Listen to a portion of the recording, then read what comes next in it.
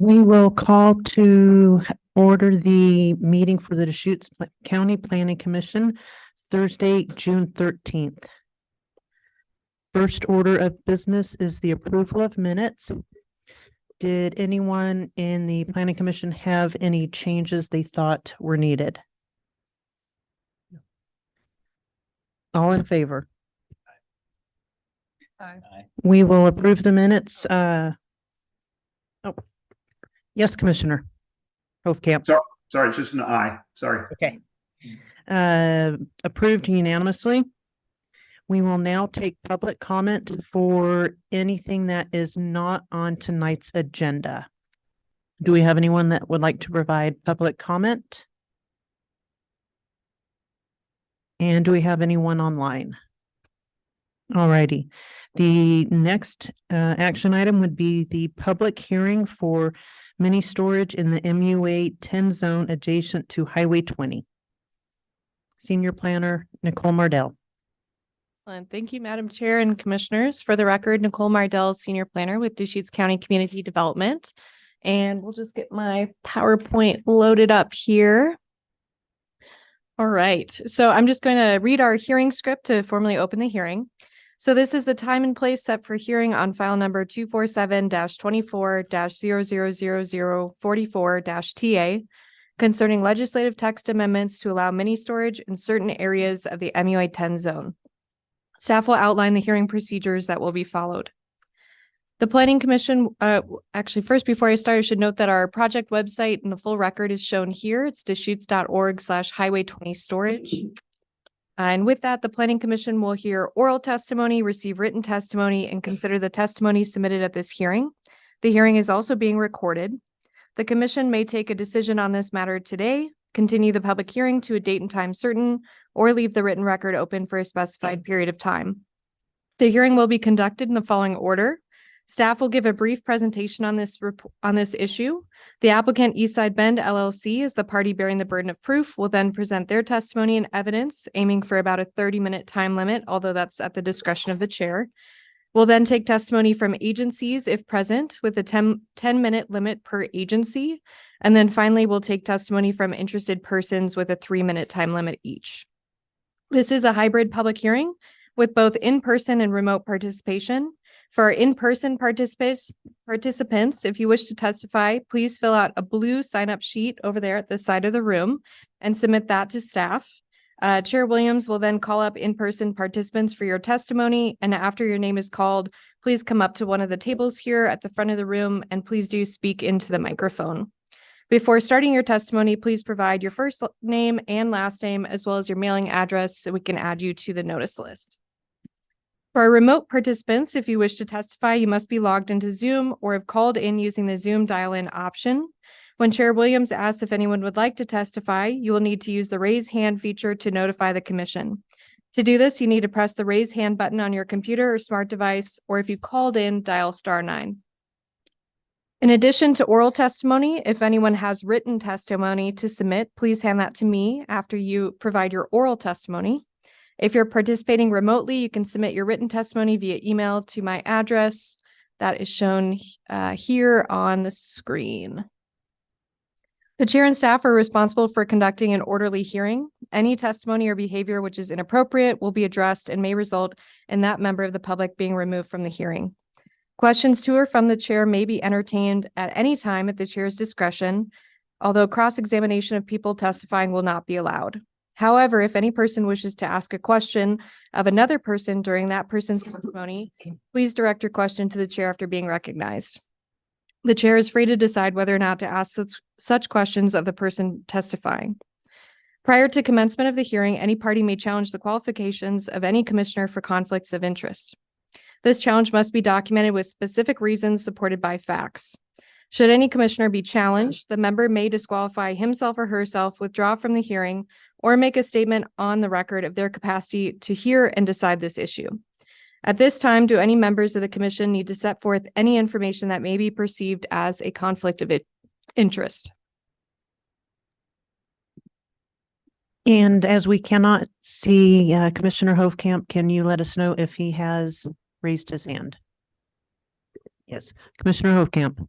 Thank you. I would just like to disclose once again that I am a member of the Bend Park and Rec Board, and I think that part of the consideration of the matter before us had to do minor consideration for possibility of an easement on one or some of the affected properties. So no conflict to declare, just make that disclosure. Thank you. And is there any public that would challenge that disclosure? Alrighty, thank you. All right. Any other commissioners wishing to disclose anything at this time? Hearing none. Okay, excellent. The hearing is now open and I'll proceed with a brief staff report. So we'll pull up my PowerPoint again. Okay, so my presentation this evening will be very brief. Of course, we had a work session with the Planning Commission on May 23rd, and the applicant will be presenting an overview of their proposal. And we've also shared the questions that the Planning Commission asked at the last meeting with the applicant as well. But just for those in the audience who may not be familiar with this proposal or attending via Zoom, this is an applicant-initiated text amendment, meaning that an applicant submitted an application and paid a fee to the county for us to process and review this proposal. They're proposing changes to Title 1832 of the Deschutes County Code, which is in our multiple-use agricultural zone. And they're requesting to allow mini storage as a conditional use in the zone subject to specific criteria. So adjacent to Highway 20, within 2,500 feet of an urban growth boundary, and at least 10 acres in size and no greater than 35 acres in size. I wanted to note that there is a separate proposal that the Planning Commission will have a work session on this evening related to a similar amendment, but adjacent to Highway 97. So just wanted to note for the record that these are two separate proposals. With that, as I presented at the work session, staff found that potentially 3 properties would be eligible for mini storage under this amendment today. So, of course, additional properties could be eligible if an urban growth boundary expands, if multiple parcels were to be used to meet that minimum parcel size requirement, if properties were reconfigured through something like a lot line adjustment or lot consolidation. There's a variety of other kind of factors there, but these are the 3 properties that appear to be eligible just today based on our review of that potential code. As I noted during the work session, we do allow for mini storage in a few other districts in Deschutes County, primarily in our unincorporated communities. So listed here, you can see that they're allowed in Terrebonne and Tumalo and Sun River, and then they're also allowed in our rural commercial and rural industrial district. We do have some use limitations on mini storage in those zones, primarily coming from the county's periodic review process, in which we analyzed these zones to ensure that they were compatible with Goal 14. Of course, that goal is intending to ensure that rural uses on rural property do not rise to the level of intensity that you'd find in a city. So trying to separate those rural and urban uses. Wanted to note, of course, there's some additional conditional use criteria in addition to those criteria listed in the specific zones. So these criteria here would also apply to the proposal, mostly related to square footage maximums for individual spaces for storage, some limitations on outside storage, landscaping, screening, parking requirements would also apply. And there's also an allowance for an on-site caretaker residence. We've received several agency comments to date. So we've received a comment from Bend Parks and Recreation requesting for an additional criteria be added relating to trail easements. So they're seeking for the opportunity to have trails that are on designated park plans that are adopted, that there be the opportunity for easements to be granted for those planned trails so that they could be, of course, constructed in the future. So we've shared that with the applicant. I think they'll provide a response to that request today. We've also received 2 comments from ODOT in the record, one related mostly to access that would be addressed at a later stage in the process if the text amendment were to be approved. So mostly asking for coordination from the applicant team if this moves forward and they were actually proposing a specific development project.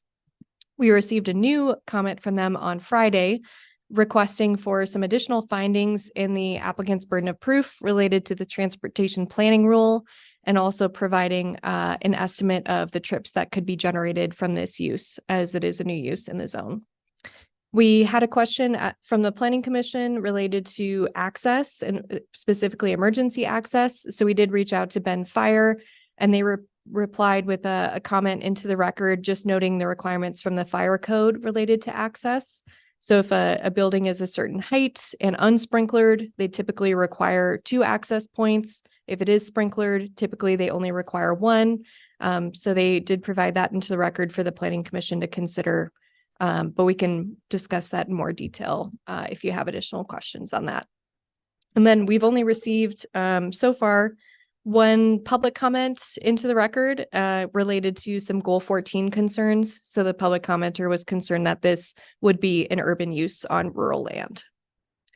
With that, just wanted to note, of course, next steps. The Planning Commission has a few options this evening. You could choose to continue the hearing to a date and time certain, close the hearing and leave the written record open to a date and time certain. You could choose to close the hearing and set a date for deliberations, or close the hearing and commence deliberations.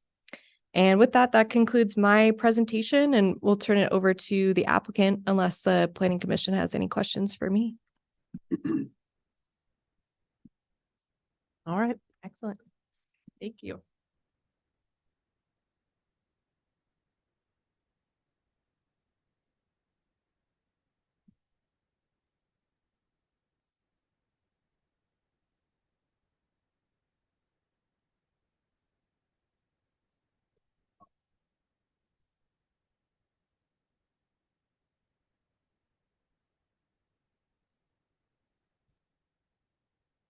Right.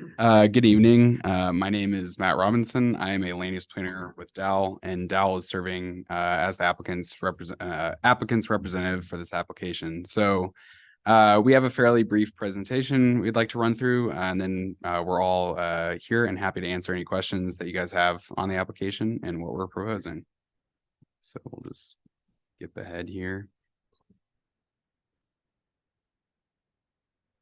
Oops.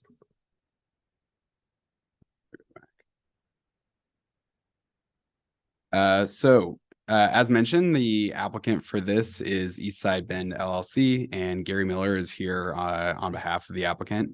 And then, yeah, as I mentioned, my name is Matt Robinson. I'm a land use planner with Dow. Reed Stapleton is also here as a planner with Dow. And then Michael McGeehan is also here as the legal counsel for the applicant. So for some kind of quick background info on the application, we originally submitted this back in January of 2024. We received some staff comments at the time, which required some revisions to our application. So we made those revisions and amended the application, and we resubmitted in April of this year. And then obviously you guys had your work session last month, and that's how we arrived at this point.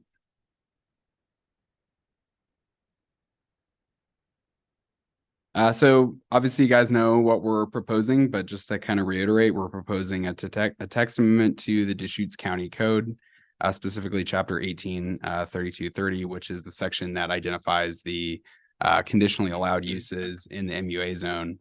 So we're proposing to allow mini storage as a conditional use in the MUA zone, subject to a few standards here. So parcels that would be eligible for mini storage, they have to be within 2,500 feet of an established UGB. They have to have adjacency to Highway 20, and they have to be a minimum parcel size of 10 acres, but no greater than 35 acres.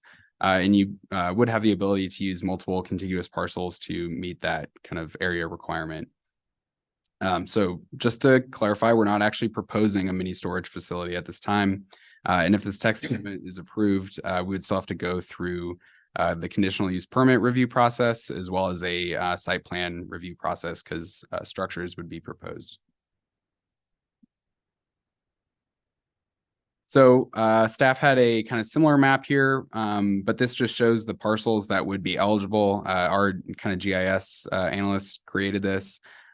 So it's a fairly limited geography that this text amendment would impact.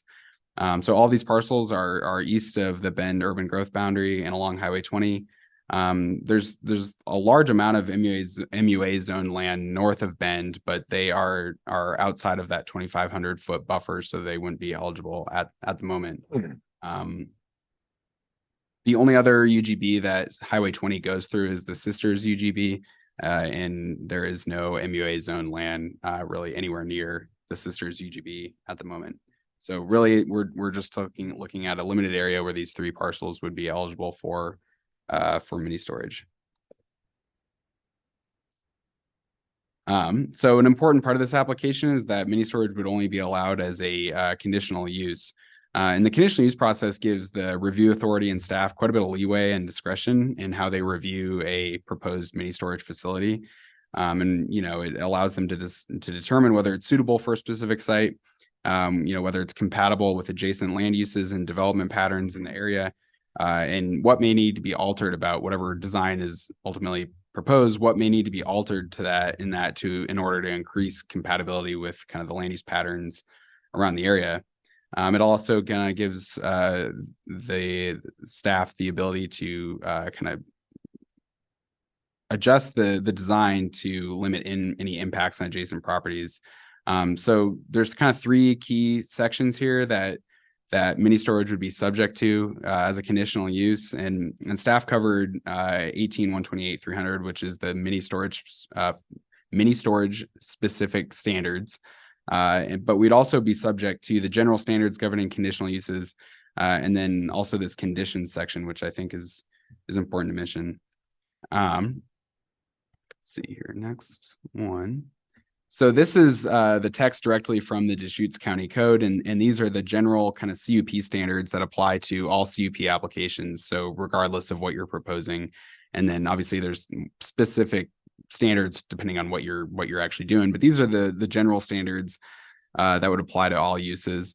And I've added some emphasis here, the bold text and underline, to a few key elements of this code that really kind of show how you can, there's discretion to kind of amend in a proposal or to help ensure compatibility with adjacent uses and make sure that the land can support what would be proposed. So the first is, the adequacy of the transportation access. So is there a way to safely get to the site from adjacent roads? Is the transportation system around the site, is it able to handle the amount of trips and traffic that would be, that use would be generating? The second here is the natural and physical features of the site. Are there kind of important natural resources on the site that should be preserved and shouldn't be removed with development? Are there other kind of natural hazards that should be accounted for? And kind of like a typical example of this is there contamination on the site that needs to be cleaned up before you can develop it? So that kind of helps ensure that the land is suitable and any natural features are being preserved. And then this paragraph 2 here, or sub 2, I think my numbering got screwed up here, but is it compatible with existing and projected uses on surrounding properties? So if a mini storage site is surrounded by residential, like what needs to be done to the proposal in order to kind of ensure that it's not a kind of a nuisance on adjacent neighbors? So those are kind of 3 key elements that give staff discretion to kind of amend the design, and so there is more compatibility. So next is this is the kind of conditions of approval that can be applied to a conditional use. And similar to the last slide, I've added some emphasis here to a handful of these provisions. And sorry that the text is so small. I wanted to make sure I got your code all on one slide, but it's a little bit hard to see. I understand that. But yeah, there's just an example of some of these is, you can require limitations on the manner in which the use is conducted. So hours of operation. If you don't want people going in and out at a late hour and disturbing neighbors, that's, there can be limitations applied on the hours of operation. You can add limits on building height and mass and scale, so it doesn't take up the, an entire site. You can even designate the location of where the use would occur on the site. So if you have a large parcel, staff can work to find like the most optimal location with the applicant of where that would occur. you can limit outdoor lighting, so it's shielded and hooded and not in a location that would kind of spill over into neighboring properties. And then obviously there's provisions here about requiring protection of existing vegetation. So, if there's any large areas of trees on the site, you're making sure that those are preserved, and kind of the areas of the site that don't have trees is where the development is focused. And then lastly, you've already seen these, but these are just the mini storage specific standards that Nicole went over. But yeah, a couple kind of important ones is it requires that your yard setbacks are landscaped. So it's not just bare earth. You have landscaping in there that can serve as screening of the use. It has requirements that all structures are fenced and visually screened. And then paragraph 9 here is the important one, that there's only one access from each adjacent street. So you don't have a lot of driveways, and kind of access is funneled in and out of one location. And then lastly here, yeah, that your lighting is placed in a manner that limits spillover and glare on adjacent properties. So that's just kind of an example of how the conditional use process really gives staff and the review authority a lot of leeway in how they can limit use and make it compatible with adjacent properties. So next is just kind of some quick points about why are we doing mini storage in the MUA zone. So first, the MUA zone is an exception land, and exception land is essentially land that is determined to not be suitable for farm or forest use, and which an exception to goals 3 and 4 of the statewide planning goals has been issued for that land. So this means essentially that it's not suitable for farm and forest resource uses due to certain site conditions and surrounding development patterns. So, consequently, the MUA zone allows a lot of, a wider variety of uses that are not agriculture or resource related, but they still support rural residents and other uses allowed in Deschutes County. So mini storage is just kind of one example of a use that can support residential needs for storage, especially when people may not have the ability to store things on their own property or in their own homes. So this specific location along Highway 20, in close proximity to a UGB, was chosen because Highway 20 offers kind of convenient access to rural residential areas out in East Deschutes County and east of Bend. We have Highway 20 provides access to a lot of kind of adjacent roadways that serve these neighborhoods, such as Hamby Road and Powell Butte Road and Alfalfa Market Road. And by allowing mini storage on MUA zone parcels along Highway 20, it provides an additional opportunity for rural residents to access a potential mini storage facility without actually having to go directly into Bend or even further into another UGB. So obviously these, 3 parcels that would be affected by this, they're within close proximity to Bend's UGB. And it's likely in the next 20-30 years that this land would eventually urbanize as Bend continues to expand east, and its UGB would eventually encompass this.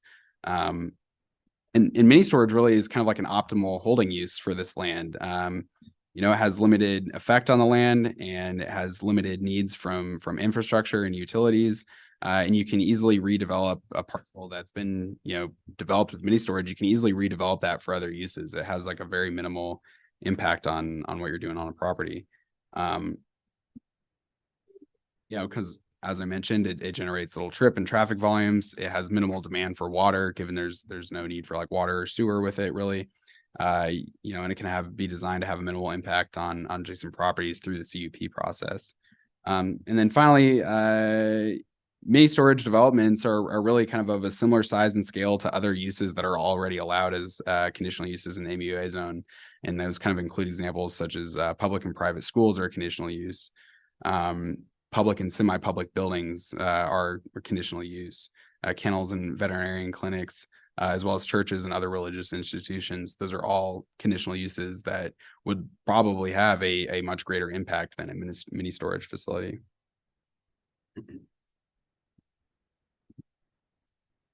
So why do we need mini storage in Deschutes County? Well, there's a massive demand for mini storage across the country. And nationally, the average vacancy rate for a mini storage facility is only 10%. It's probably hard to find someone who hasn't used a mini storage facility. And I know I personally have multiple times. I'm sure a lot of us have as well. Second, the main reason we're bringing this application before you is because we want to provide more options for this use in the county. And currently, there's limited options for mini storage nearby, in close proximity to those rural residential areas out in East Deschutes County that I was mentioning. So in this text amendment would, it doesn't create mini storage, but it provides the opportunity for that to happen in the future, and it allows, and it provides another opportunity for residents to get that use in closer proximity to where they live, without having to go directly into the city of Bend and kind of deal with the traffic and that's here. And so also by, finally by allowing storage of boats and RVs with that mini storage use, as well as other recreational equipment, mini storage has the opportunity to kind of support Deschutes County's many outdoor recreational areas and where people may use boats and RVs at those areas. And obviously recreational opportunities are a key segment of the county's economy and an integral part of the kind of social fabric of the county as well. Many people move to Deschutes County specifically for those recreational amenities, and often people don't have the ability to store their equipment, their RVs, their boats. They don't have the ability to store that at their house or their property. And this is where mini storage kind of plays a role in supporting those recreational uses. So finally, just kind of a conclusion, this text amendment has been proposed in a manner that it really applies to a limited geography, and it ultimately kind of results in a much smaller impact and kind of ripple effect on general land use as compared to a zone change. I know in the work session, someone mentioned, well, why don't we just zone change the property? And that's because, zone changing the property to, like general industrial or rural industrial or rural commercial, that has a much broader impact on what you could do with that property. You're introducing a much wider array of more intensive uses on this property. And by going through the text amendment route, we are proposing a new use in a limited geography that would be allowed on those properties. It's we're really have a targeted area. It's not creating these kind of ripple effect of what you could have in that area or what could be allowed in a broader area of the county. And then by making it a conditionally allowed use, we're ensuring that the review authority and staff have considerable discretion in their review of a mini storage proposal, which can help create more compatibility with adjacent land uses and development patterns, and that any anticipated impacts, depending on where you are, can be mitigated, whether that's through fencing, whether that's through more increased vegetation, whether the building needs to be designed to be shorter. There's quite a bit of discretion there to help ensure that that's achieved. And the MUA zone is really kind of this optimal zone for mini storage because one, like I mentioned, it's exception land. It already allows uses that aren't necessarily related to kind of farm and forest operations. Also allows a number of uses that support rural residents that are of a similar kind of nature and size and scale to mini storage. So really, mini storage isn't necessarily like a departure from the size and scale of uses that are already allowed in the MUA zone.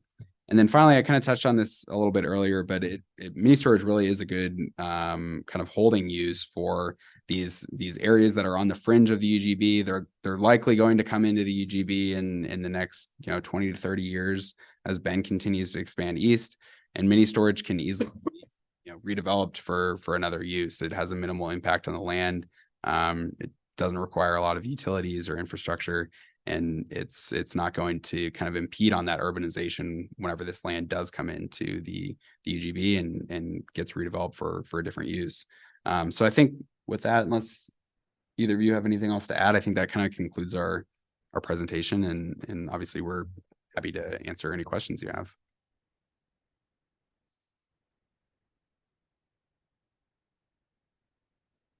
Good evening, commissioners. My name is Michael McGee, and I'm the attorney for the applicant.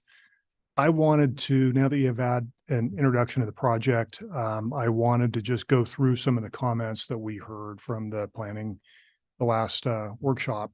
And so I wanted to field as many of those as possible to the extent that Matt hasn't already done that.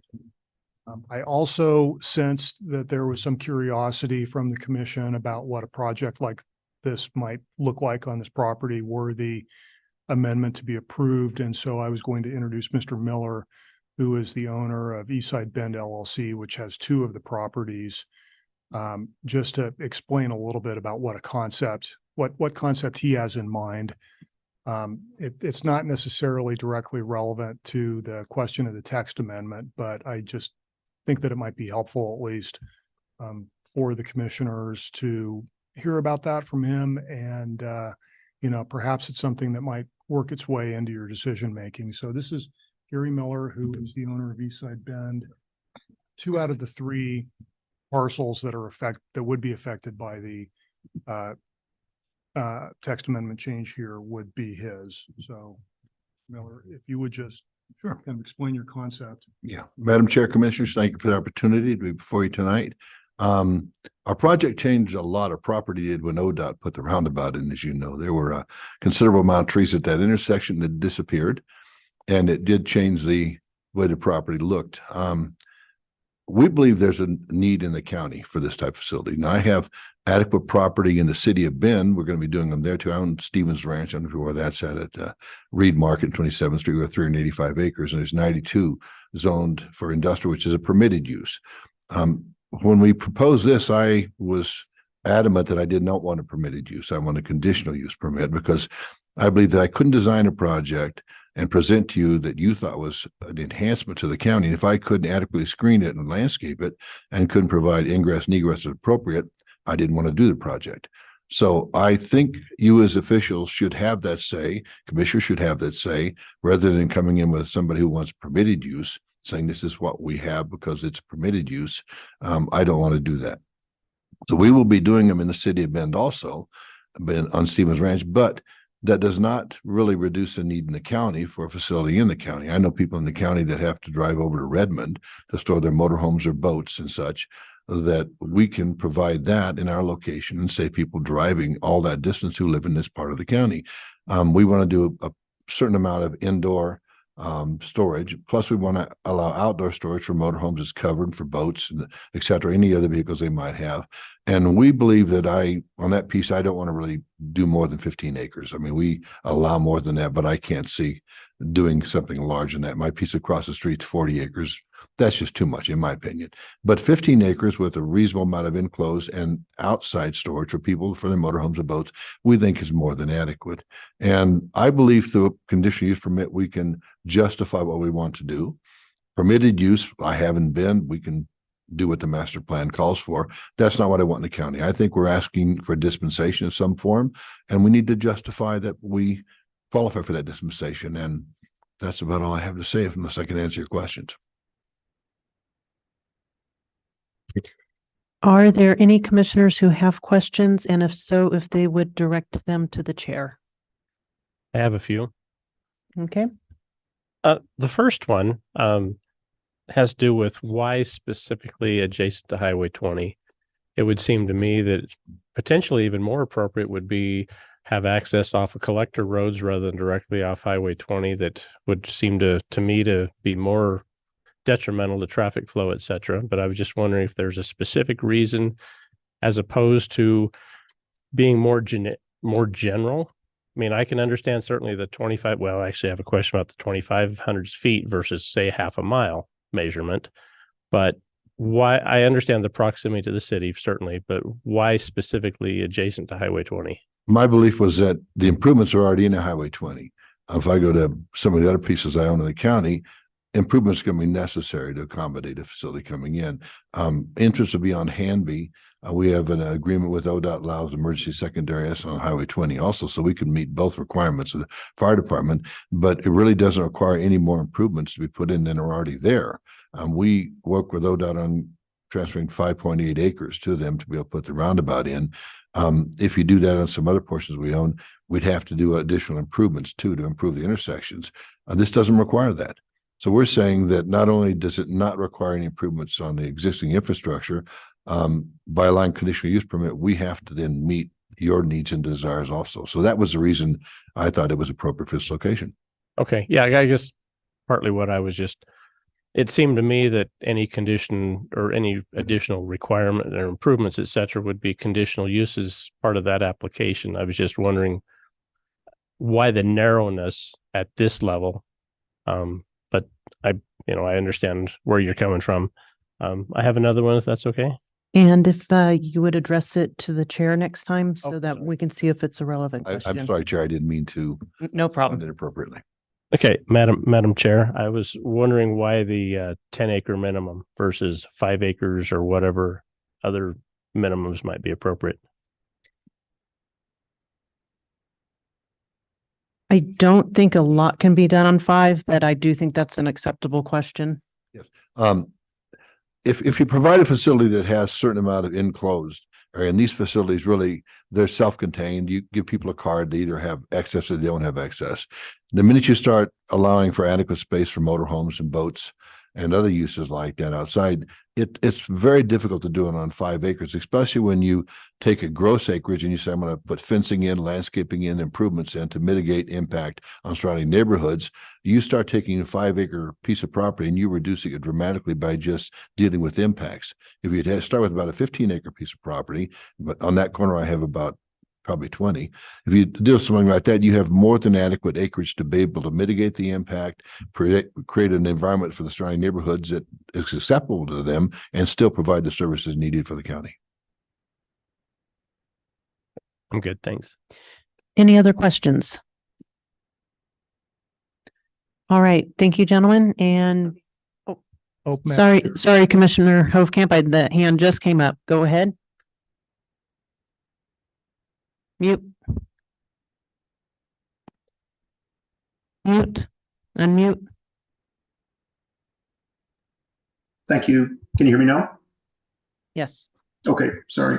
Madam Chair, a couple of questions, if I might, of one member and another of the applicant's party there, either former Representative Miller or the attorney or the other representative. I'm just one of the issues that I've been wondering about. I asked this last time, and the applicant kind of addressed this, is why a legislative text amendment here to have mini storage units as a conditional use in the MUA zone and not pursuing a zone change to rural commercial or rural industrial or other appropriate zoning. And I appreciate the applicant addressing that to some extent. Understand that in some sense that it gives more discretion to the county than in considering the actual applications when they come before the county in terms of general standards and then conditions and standards specific to mini storage. I get that, but I guess my primary concern about this, the pursuit of this as a legislative rather than a quasi judicial matter with a hearings officer and all that is around public noticing. And I wonder if again, a member of the applicants or staff, Madam Chair, if you think it's appropriate, would address the potential issue with not soliciting public input from neighboring property owners through public noticing. That is a good question. I do feel that part of it was answered with respect to not a zone change to RI or RU. So if we would answer the second part of his question. And Madam Chair, I'll try to do that if possible. And I'll also wanted the board to know that I am available to go through the other remaining questions that the board had left over from the work session. And on that issue, with notice, I will, we recognize that they are in fact two different processes for the text amendment versus a zone change. In our view, we were trying to limit the reach of the effect of this and the impact of this. And we thought that the text amendment was the best way to really focus the change that we're looking at for a very narrow group of properties so that or the Board of Commissioners and the county could really consider that, instead of having to worry about the reach of this and all of the other MUA properties. The other thing I think that is important about that is that if this text amendment is allowed, there is going to be further applications before any project is approved, of course. And so there will be plenty of notice and type 2 procedures for the CUP application and the site plan review that's going to have to happen before anything gets approved on this. And so I would hope that the guarantee of that additional process will help to satisfy the commission that this is an appropriate way to deal with that issue. Okay, Thank you. thank you for that answer. And then I wonder, Madam Chair, is it appropriate or not during the hearing to have staff briefly address that, or should I hold off that request for later? I would hold it until after the public hearing. Okay, then please, one more question of the applicant, if you'll allow me, Madam Chair. I'm wondering if they plan to address, I'll bet they do, the agency request from BPRD from Ben Park and Recreation District about the trail easement criterion possibly being added, if they're considering that. If they already plan on addressing that, then I'll, no need to address it now, but just an opportunity if they wish to address it now. I had an enjoyable time dealing with you at Stevens Ranch. We probably did between there and Stone Creek 4 or 5 miles of trails. Is that fairly reasonable? So we've always considered what you needed and you're reasonable. So this specific piece of property and what we're putting on it, I don't know how you would put a trail through it. I mean, I put trails everywhere you asked me, as you know, but I don't know how we would do it on a piece of property like this. But if you can tell me, I mean, if I put a trail, I eliminate landscaping, I eliminate buffering. I don't think that's what you want me to do. I could be wrong. I mean, maybe you do want me to do that, but I think we want to. What we were proposing here was trying to do a project that had the minimal amount of impact on the surrounding neighborhood and county at large. And by doing that, if we used as much acres as we can for landscaping and buffering, we thought we could do a better job at doing that. But I have not precluded anything that the commission might want us to do. And Madam Chair, I can add a few additional words. And we thought that it was appropriate to leave the issues about, traffic as well as trails to site plan and CUP, that stage of the project. For a couple of reasons. The site plan criteria do include requirements to connect up with any existing, paths or trails or sidewalks. And so that's certainly a relevant criteria for site plan review. And then the CUP application also requires any application to meet the burden to show that it complies with existing planned facilities and uses. So I think that those two things would be handled pretty adequately at the site plan and CUP application stage. Practically speaking, too, having gone through the Park and Rec District's comments, the CUID canal there is going to be an element of any kind of site plan for a project like this, and with the trail along next to the CUID canal and the easement that's already there for that canal, I think that it's going to take care of itself, actually. But I think that's sort of more support for the idea that that's a kind of a site plan factor. Thank you. Any other questions? No, thank you. I have one question, Madam Yes. Chair. My understanding, the applicant, Mr. Miller, owns 2 of the 3 parcels. I'm just curious who owns the 3rd parcel and if they've participated in the conversation too. Just knowing what could be the opportunity for their property. So I do not believe we know the owner of the 3rd parcel, though it can easily be looked at on Dial, which is Deschutes County Interactive. I do know the owners. I won't say who they are, but their idea is more of developing residential use. than this type of use. They bought about 100 acres out there for that purpose. Thank you. Any others? Gentlemen, thank you so much. Thank you. Appreciate your time. And Madam Chair, I would like to request that the record be left open for an additional 14 days if possible, with 7 days for open rebuttal and then a final rebuttal after 7. Thank you very much. Thank you, Commissioners. That's a good question, Madam Chair. Yes. With the request for the record to stay open, do you mean the oral record, like another hearing, or do you mean the written record? The written record. Okay, thank you. Good question. And are there any government agency representatives present? Okay, with not, we will call up a public hearing individual, Rory Isbell.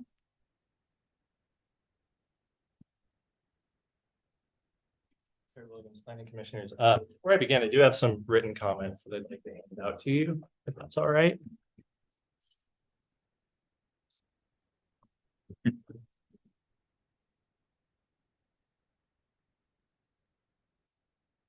Thank you. So, yeah. Thank you.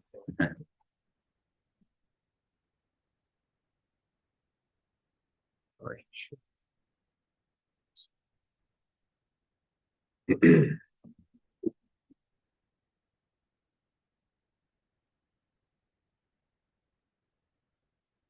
And Nicole, if we can make sure that Commissioner Hovkamp gets a copy of this presented written testimony. Yeah, and I did email a copy of these comments to Nicole right before the hearing as well. Perfect, And I thank should you. note, I handed Mr. Gutowski a copy that has some printed attachments. Mhm. Didn't include the attachments in the printed copy I handed out to you all, but staff does have it. For the record, my name's Rory Isbell. I'm a staff attorney with Central Oregon Land Watch. Our address is 2843 Northwest Lolo Drive, Suite 200, Bend, Oregon, 97703. Thank you, Chair Williams, Vice Chair Curis, for hearing public comment on this text amendment application this evening.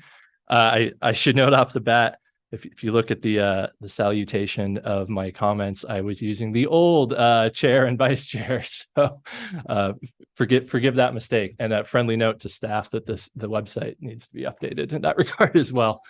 So I see I'm on a 3-minute comment timeline here. So I'm going to run through several key issues that we have in our written comments here, but we do have a lot of concerns with this text amendment application. So I hope you'll take the time to read these comments carefully. Let's see, quickly in the background, I wanted to note one thing that two things from this background section.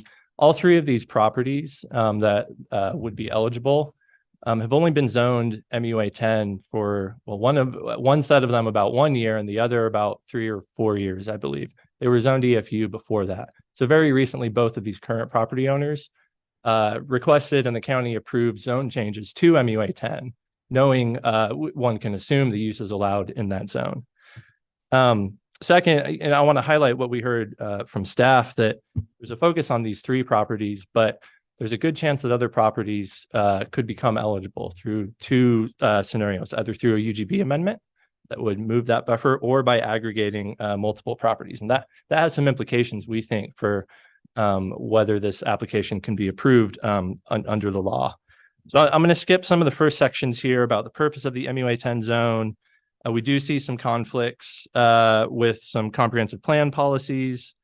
And I want to jump to a point of discussion that you were just having about whether this application should be processed quasi-judicially or legislatively. Of course, legislatively is things that come before this planning commission. That's why we're here this evening. But there's some factors in the case law about when a land use application is one or the other. The seminal case on that, it's called Strawberry Hill Four-Wheelers. This is page 8 of my written comments. And if you look at those 3 factors, I won't go through it now with limited time, but really it shows that because there's only 3 properties here and it's a constrained amount of properties and landowners that would be affected, this really should be in front of a hearings officer, not in front of the planning commission. It should be processed quasi judicially. And that does implicate some of the notice rights that come along with a quasi judicial application to neighboring landowners and other procedural issues. In my final 10 seconds, I'm going to point to goal 14, which is towards the end of our comments. We do think that this application urbanizes rural land. It would draw almost exclusively residents from inside the urban growth boundary. There's LUBA case law that really touches this exact scenario of someone proposing mini storage facility right outside of an urban growth boundary. And LUBA pretty clearly said that there's no question that that's an urbanization of rural land that Goal 14 really doesn't allow. So with only 3 minutes, it's hard to get into all of the issues, but I hope you'll take the time to read the comments and consider this carefully. Thank you as always for all the work you do for Deschutes County and for hearing testimony this evening. If there's any questions based on that short presentation, I'd be happy to try to answer. Thank you. Nicole?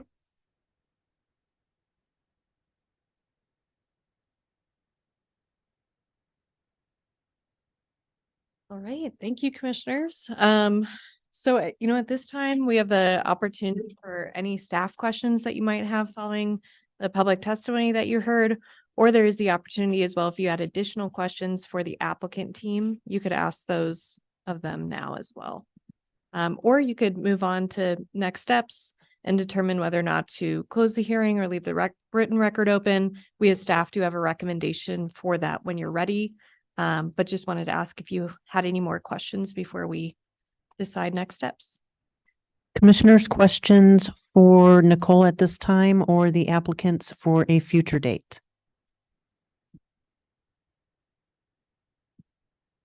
Commissioner Hovkamp? Thank you. Am I unmuted? You are. Okay. Again, Madam Chair, only if this is appropriate while the hearing is open, since this is an opportunity to ask questions of staff.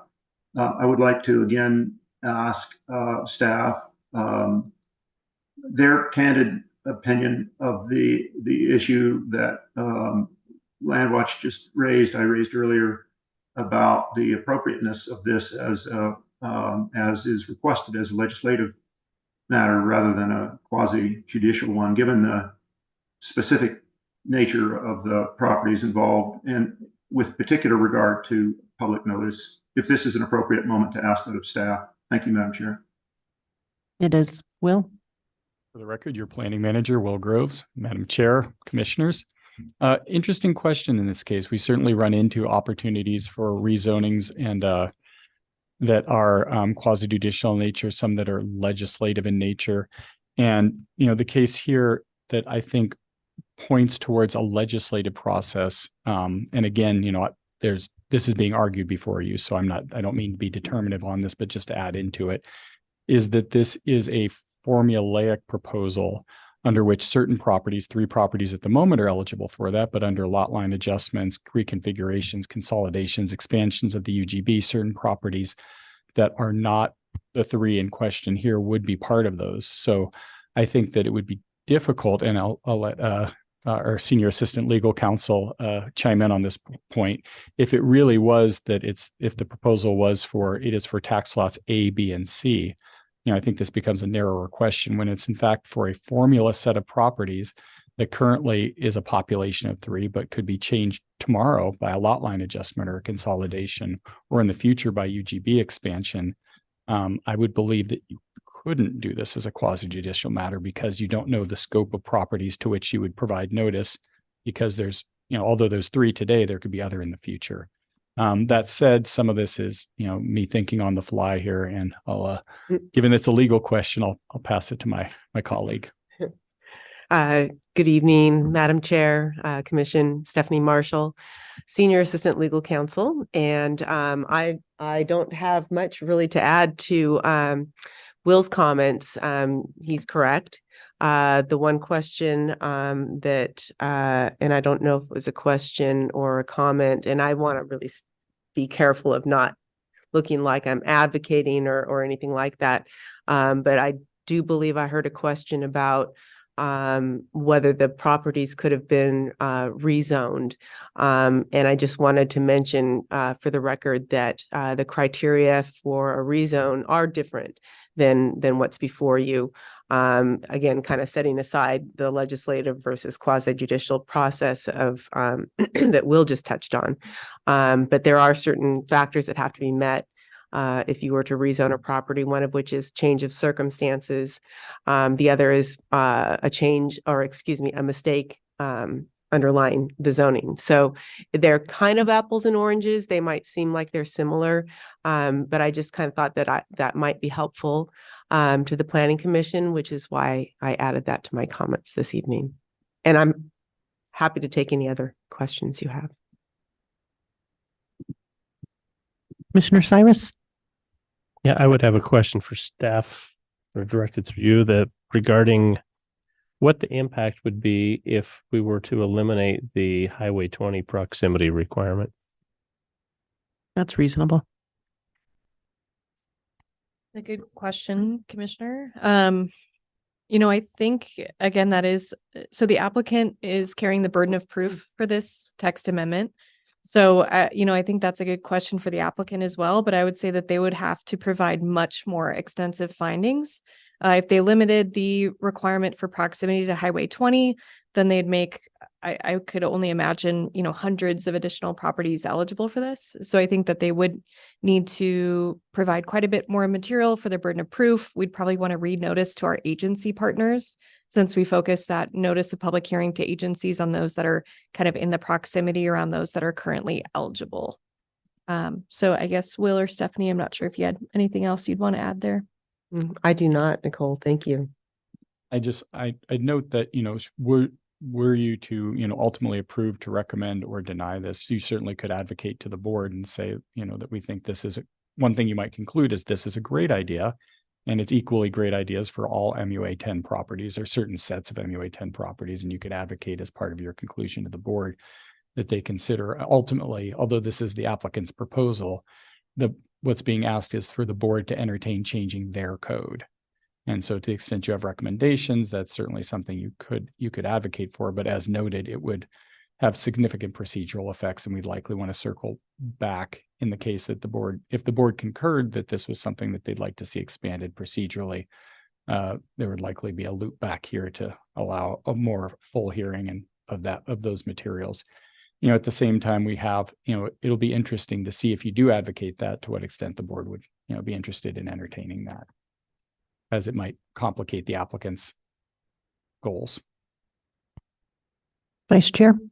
My question is a follow-up question on that question, which is, it seems like what another method would be if we recommended, if the commission ended up recommending approval and the board concurred, that other applicants could come forward with other land, such as the one we're going to be doing next.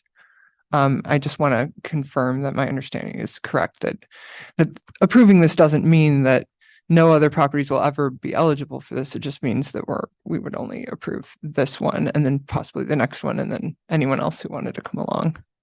That's correct. And you may even, let's say that this was the best idea since sliced bread. It may be that this applicant prevails ultimately with the board, and the board says, yes, in this specific limited circumstance, we agree that it's appropriate, because in fact, we agree it's appropriate in all circumstances. And then we might be directed as part of a future work plan to say, hey, let's bring this public good to all the MUA 10 zone if it's in fact so valuable to everyone. So that's something that you could see as maybe becoming a staff project, or if there are other users such as other proponents of this, such as the Highway 97 proposal that you'll hear about next. They could come in one at a time and initiate those proposals. So there's a number of ways that it could be subsequently expanded without necessarily trying to accomplish all of that in this process. Thank you. That answers my question. I have one question, and I believe this is probably best directed to Will. Having read a lot between Highway 20 and Highway 97, I know Highway 97 mentions something about visual and scenic that's in place. Does Highway 20 in code have that as well? I'm going to let Nicole's better Okay. answer is. Yeah, so the Highway 20 is in our landscape management combining zone. So it's a scenic resource for Deschutes County. And as part of this application, we did ask the applicant to provide what's called an EC analysis, economic, social, environmental, and energy analysis. That because this is a new use in the zone, it could potentially impact the scenic corridor. So they have to note in this EC how they're potentially mitigating for those impacts. So that EC is in the applicant's findings, which are in the record and attached to today's memo as well. Thank you.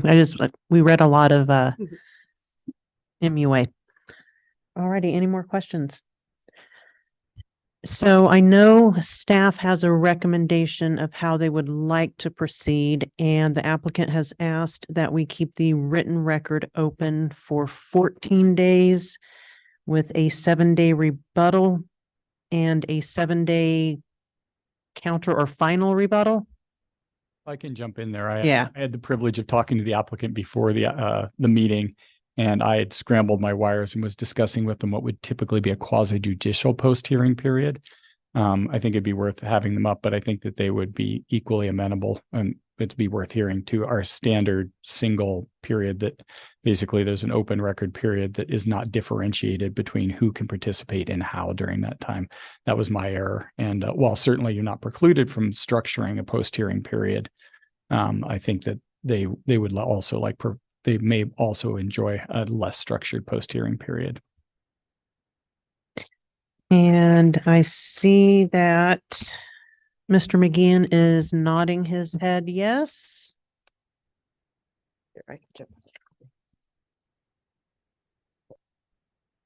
Yes, thank you, Madam Chair. That's fine. Actually, the more flexible, open-ended, single open record period is fine with the applicant. Thank you. Thank you. Madam Chair. Yes. Yeah, I would move that we close the oral record and leave the written record open for 14 days. Do I have a second? I'll second it.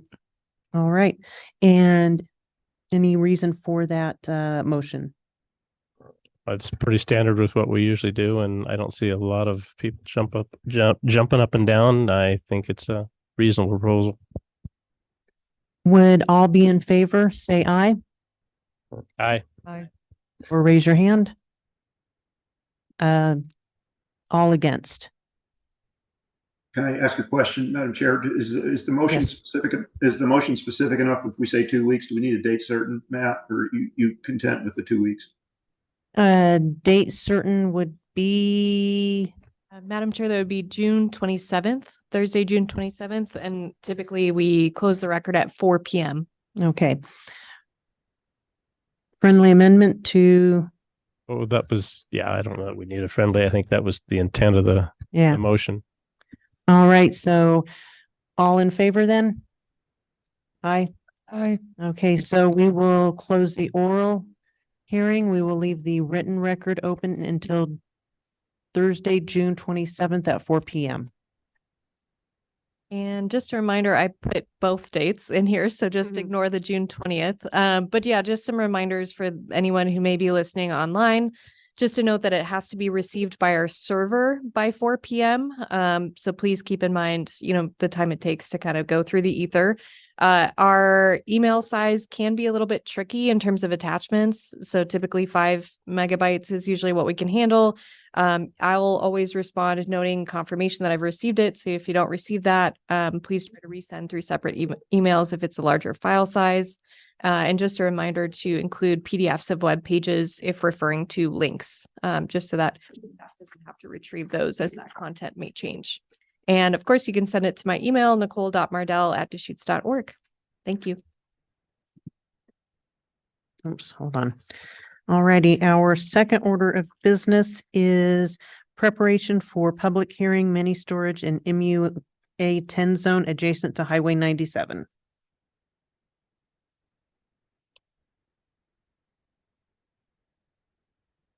All right. Thank you again, commissioners. So moving on to our second item, again, just wanted to note that this is a separate proposal, although there will be quite a few similarities here. But this is a work session to prepare you for a public hearing for the Highway 97 mini storage text amendment that's being proposed by Ken Katzeroff of Schwabe, Williamson, and Wyatt. This again is the opportunity for you to ask any questions of staff or questions that you'd like the applicant to address for the public hearing. We'll take notes and then we'll share these with the applicant so that they can come prepared with information when you have that hearing on June 27th, just in 2 weeks. So just some information about the proposal. Again, this is applicant initiated by Schwabe, Williamson, and Wyatt, proposing similar to the last item, changes to 1832 of the Deschutes County Code related to the multiple use agricultural district. But in this case, some slight differences. So still proposing for properties to be eligible if they're within 2,500 feet of a UGB. But the difference here is that this would be proposing for properties adjacent to Highway 97 and properties that are 10 acres in size, but no greater than 30 acres in size. The previous proposal had a maximum acreage of 35 acres. So just wanted to note that difference there. And again, just wanted to note for the record, this is a separate proposal from the Highway 27 text amendment. You've heard a lot of this information before, but again, I just want to add this information into the record just so that we avoid any potential procedural errors. So this is a use that is allowed in a variety of zones in Deschutes County. Much more extensive detail is in your packet. But again, this is allowed in our Terrebonne, Tumalo, Sun River unincorporated communities. And it's also allowed in our rural commercial and rural industrial zones with some use limitations to ensure that the use is rural in nature. The conditional use criteria, as I mentioned for the previous item, also would apply here. I think the applicant did, for that process, did kind of adequately note, aside from these specific mini storage criteria, there are also some compatibility requirements that come into play with conditional uses. So things like being compatible with the surrounding environment, compatible with traffic, et cetera. But these ones are specific to mini storage. So again, provide those specific landscape, setback, parking, access requirements. In terms of eligibility, with this proposal adjacent to Highway 97, quite a few more properties are eligible than the previous proposal. So from a staff estimate, there are about 50 eligible properties, and I'll show you a couple other maps here. But this is just showing the area that's north of the city of Bend. So you can see, just essentially from the UGB up to kind of near Fort Thompson Lane, quite a few properties that are eligible there. There are also properties that are eligible north and south of the city of Redmond. And I wanted to note that the items in yellow here, this was a separate attachment in your packet, but these are properties that are in Redmond's urban reserve area that I'll get into a little bit later, but just wanted to point those out specifically. So all in all, there's about 13 properties in the Redmond urban reserve area.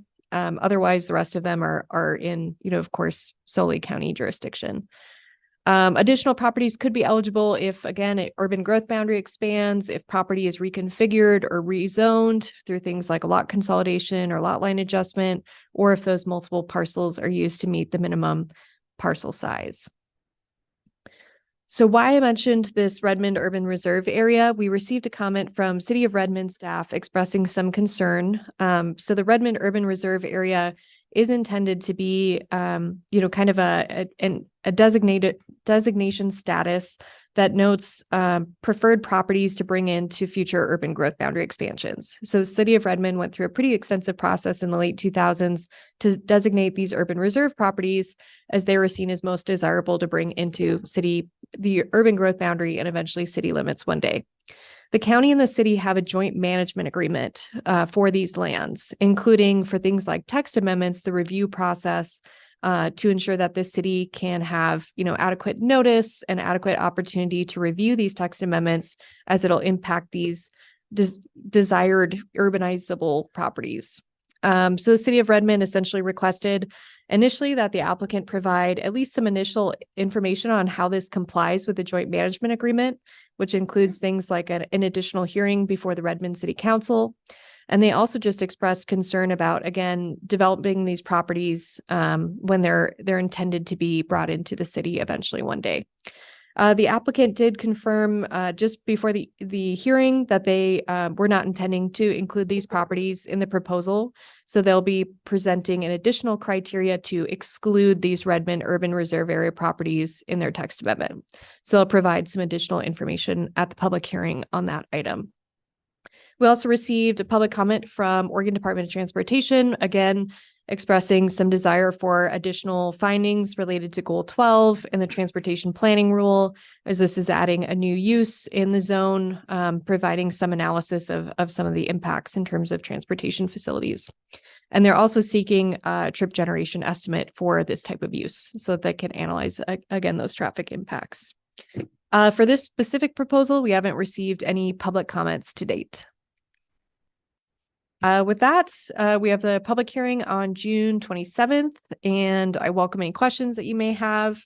I wanted to note if the Planning Commission were interested, I could include the list of questions that you asked at the Highway 20 work session. I could include those in the hearing record for Highway 97 if you'd like the applicant to address those. Or if you had any other questions, I'm happy to write those down and share those with the applicant as well. I think that would be a good idea. They are apples and oranges, but very similar. And does a commissioner have any questions for Nicole? Commissioner Stockamp. Yeah, this kind of plays into likely the other one too, but I'm just curious if county staff can collect how many current mini storage facilities provided to residents for a caretaker or 24-hour on-site manager. I'm just kind of curious how many provide that already. I'm just not aware. It's a great question, Commissioner. I can do some research and report back at the public hearing. I know Will has reviewed a few mini storage facilities, but I'm not sure exactly how many we have in Deschutes County. So I can do some research and try to find an estimate and then hone in on how many have that caretaker facility. That'd be appreciated. Thank you. And could you share that screen with us via email, existing mini storages in Deschutes County? Oh, yes. It looks like, is this from the? Oh, okay. Yeah. So this is from the separate text Okay. amendment. So just want to limit, but because it is shown here, I can include that in the record for Highway 20 as well. Thank you. Any other question? Yes. So in the last proposal, we knew exactly which properties they were representing and wanting to bring in. On this, it seems a little vague. Do we know what properties this they represent? Yeah, good question, Commissioner. I haven't received that information from the applicant so far. I've asked, but haven't received any specific information. So I can pass that along to the applicant and ask if they can provide more detail on, you know, who their client is or the general location, just so that we have a little bit more context. I don't know if it matters. I'm trying to decide if it matters. I don't know if it matters, but I'm just curious. Which applicant was first? I believe it was Highway 97. Correct, Commissioner. I can provide a bit more detail. And I will note that I was reassigned this from another planner, so I did come in a little bit late in the process, but Will can correct me if I miss anything as well. But the Highway 97 proposal initially came in. At first, their proposal was a bit more broad. They were looking at including more properties to be eligible for mini storage facilities. And then they sort of narrowed in on their scope to limiting it around Highway 97. So my understanding is that they were in communication with the applicant Eastside Bend, who was still interested in the potentially, you know, allowing mini storage along Highway 20. So they pursued their separate text amendment. So that's why you have kind of the two in place today. Highway 97 came in first. They came in October of 2023 with their initial application, but because there was some time in refining that application, submitting additional materials, et cetera, they submitted kind of their final materials after the Highway 20 proposal. Any others? All right, thank you. I think we are now set to have a public hearing for this on June 27th. Correct, on June 27th. Okay, so I would say that we would have the public hearing and then the follow-up for Highway 97 after, for Highway 20 after the public hearing, so that if there are people in attendance, they're not waiting? Correct. Yeah. So the written record closes for the Highway 20 proposal on the 27th. So we weren't planning to have an. Okay, agenda so item. yeah, so we won't do anything on that. So it's my understanding that the Highway 97 public hearing will be, I believe, the only item on the agenda for your meeting. Okay. All right, staff comments? Will, do you want to go first? Turn to, Madam Chair, if I may. Yes. We can have, there's a lot of planning related items, so I'll let you communicate that to the planning. Commission. Yeah, certainly. Thank you, Madam Chair, Commissioners. So again, Will Groves, your planning manager. Wanted to bring to you that the board had conducted a deliberative work session on the RV text amendment that happened on Monday. And they had shared some similar concerns to issues that you'd raised, specifically with regard to service districts and the ability for example, fire departments to have adequate funding, as well as thinking a little bit about the regulatory scope. And so they've asked staff to do some additional research and come back.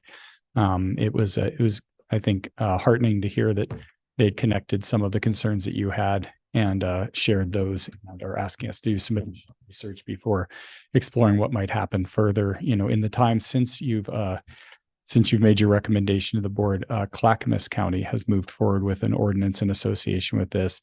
And so we're certainly interested to see how they do with these similar challenges and opportunities that we saw in that regard. I'm going to leave for Nicole to give you an update on the comprehensive plan process. We've got some updates associated with that. Also, I thought it might be interesting. I don't know if I've mentioned the ADU process, of course, something you worked on a lot in the past year, that if you take a look at CDD's economic situation right now, or kind of our business, that we're really similar to where we were last year, with the major change being an additive effect of ADUs. So we are seeing ADU applications, seeing a few dozen of them with other people in the hopper, kind of waiting to get through septic and other reviews. So definitely people taking advantage of this opportunity. So I'm sure they're all grateful for the effort that you put in making that possible. Those are the key things I wanted to cover. Yeah, I can provide an update on the comprehensive plan review by the board. So we went to the board on Monday for the pre-deliberations kind of work session that we mentioned at our last meeting, kind of similar to what the Planning Commission, just understanding how deep the board wanted to go with their deliberations process. So they honed in on 4 chapters: Chapter 3, Farm and Forest Lands; Chapter 5, Natural Resources; Chapter 7, Natural Hazards; and Chapter 11, Unincorporated Communities and Destination Resorts. Identified those 4 that they wanted to discuss in detail. So we're going to have 4 2-hour sessions to deliberate with the board in late July on the 22nd, 24th, 29th, and 31st. And we'll essentially go through those chapters in detail, review the background information, goals and policies, because the board, as I believe I shared at the last meeting, received very extensive public comments touching on a variety of different elements of those chapters. So we will report back in late July, early August, but just wanted to share that the board expressed a lot of appreciation for the Planning Commission and the depth of your review and your involvement, especially in the community engagement process and creating the draft that's available today. So just wanted to, again, thank the Planning Commission for all of your work on that. Thank you, Madam Chair and Planning Commissioners. Peter Gutowski, Community Development Director. I have 3 updates for you. First, the Community Development Department fiscal year 25 work plan has been approved. Yesterday, the Board of County Commissioners supported the Planning Commission's recommendations, your emphasis, of course, on tables 1 and 2, which are kind of our primary duties. And then the Planning Commission emphasized a number of interests and an array of rural matters, and so that was duly noted by the board as resources become available. So thank you for your work and involvement on the work plan. It's nice to have that adopted by the board, and we will certainly monitor our resources and tap into that work plan as resources become available. One of the things that I noted, just to supplement Nicole's engagement with the board during the first conversation about the comp plan process to get that document in a position for adoption, is we anticipate there's going to be an action plan. You guys know this, that's going to capture those projects that don't necessarily fit neatly into the comp plan, that they're complex, they require extensive community dialogue with different stakeholders. So we just discussed that the action plan going forward, as we build the next work plan for fiscal year 26, will have that action plan as an attachment. So not only will we have the projects that we haven't yet initiated or that are multi-year in nature, those will be available for the public and of course for the Planning Commission and the board. But we'll have the action plan as well to allow you ultimately to revisit it and to make recommendations to the board. So that keeps that comprehensive plan update legitimate, because there are a number of topics that the community wants to discuss that could lead to public policy discussions. So that's number one. I wanted to let you know that this week we were alerted from our legal counsel that there was a petition for a sewer district in Tumalo. So it's in its infancy. This isn't a land use matter. Parametrics, this is the same engineering company that assisted Terrebonne in their effort to create a sewer district. Submitted the technical analysis. There was a chief petitioner, Robert Fish, who organized enough signatures, but as we understand it, those signatories to the petition have been validated by Steve Dennison, our county clerk.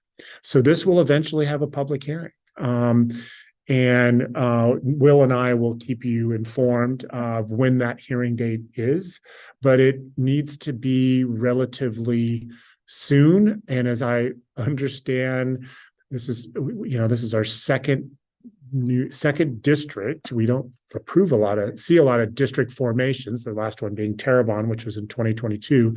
But as I recall, I think there has to be at least 2 hearings, and that'll be likely in late July and early August. But as those dates are confirmed, you'll probably just, as soon as we become aware of it, we'll email you so you can put it on your calendar if you want to monitor those public hearing processes. But it's an exciting opportunity.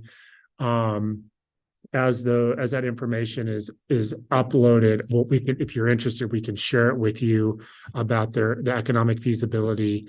My quick glance has their economic, as I understand it, the way they're approaching the funding of a sewer district is very similar to Terrebonne, which is looking at grants and revolving loan funds, sewer rates, and system development charges. So I don't think again, I just quickly went through it. I'm not seeing a major tax increase on these properties. And this is in a segment of, I should have started this way. This is in the Tumalo unincorporated community. So it's something that's permissible under state law. One doesn't need a Goal 11 exception. So it's an exciting opportunity for Tumalo, and with public hearings to be forthcoming. The last item I wanted to make you aware of is as we understand it, and Commissioner Cyrus, you may want to share your perspectives, or maybe it's a plug for your Planning Commission comments if you don't already have that written down. The Oregon Department of Forestry had a community meeting last Monday, wasn't it? Last Monday or Tuesday, to talk about the wildfire mapping that's being prepared statewide. Our understanding is, what we're hearing is that the department is going to release a draft map for the public to respond to in the middle of July. And as we get more information about that process, we will let the planning commission know, as well as the Board of County Commissioners. What we're hearing right now is more kind of anecdotal. They're anticipating a release the middle of July. They, just so you know, the Oregon State University, who's collaborating with the Department of Forestry to create the map, reached out to county planning directors and their staff for some technical assistance to identify inconsistencies in the map from a spatial analysis or from a data standpoint. And this was a request they made in May. They gave us kind of till the end of the month of June, and we've been quite clear, and I think this will likely be true for all other affected counties.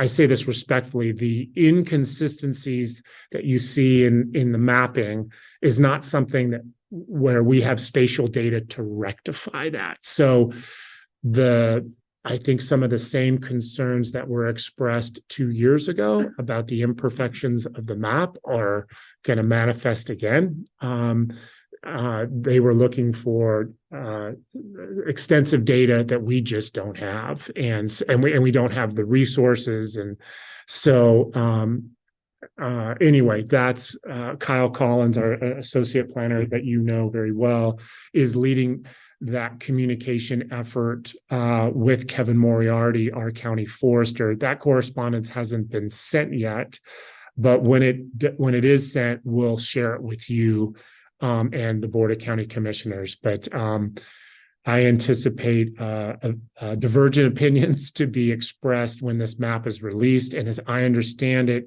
the public will get an opportunity to respond. And if they are so inclined, there's an appeal process to that ultimately, if they feel the map does not reflect the conditions that they're familiar with. Through Senate Bill 80, the draft map, the comments that are received from the public, the state agencies will make another update, and then they will circulate it back to county commissioners for one last set of input, and then they want to finalize it. And we understand they want to finalize that map and have it adopted by sometime this fall. So those dates could change, but that's our understanding. Do they recognize Firewise communities? Not to my knowledge. It's all based on the the vegetation slope and other types of data. And Commissioner Cyrus has been, I think, very engaged. So this is I'm priming his comments to talk about this issue. But in any event, we're engaged. We're just focusing on the respectful request to give data or any information back to them that we may have. And admittedly, I don't think it's going to be what they want ultimately, because we just don't have a lot of supplemental data. So thank you for that opportunity. And as we know more about that process, we'll certainly share it with you either electronically or at our next meeting or both. Again, as we have a better understanding of that process. So thank you, Madam Chair. Great topic to be our second action item next meeting. And Commissioner Cyrus. Yeah, I actually wasn't going to say anything, but if you'd like, I can expand a little bit. I actually went to that meeting on Monday, and they're doing an outreach around the state, have a number of hearings, not hearings. It's more of just a listening session. They have tables set up to where you can go to each of the different, there's a fire marshal's table where they're talking about what they're working on as far as hardening rules. And there's, building codes folks, and there's the committee that was there listening to people, as well as the OSU professor who created the maps. And primarily what it was they entered a whole bunch of data into a computer and looked to see what it spit out. And of course, as the saying goes, garbage in, garbage out. The map doesn't look much different than the original one, except they limited it from 5 categories to 3 categories. And they have excluded all of the property with water rights, but it doesn't include any water permits. It's only adjudicated water rights. So even if it's an irrigated piece of property, if the water rights haven't been adjudicated, it doesn't show up on the map that they overlaid. And so they haven't done any ground trooping. It's just, like I say, it's a computer simulation.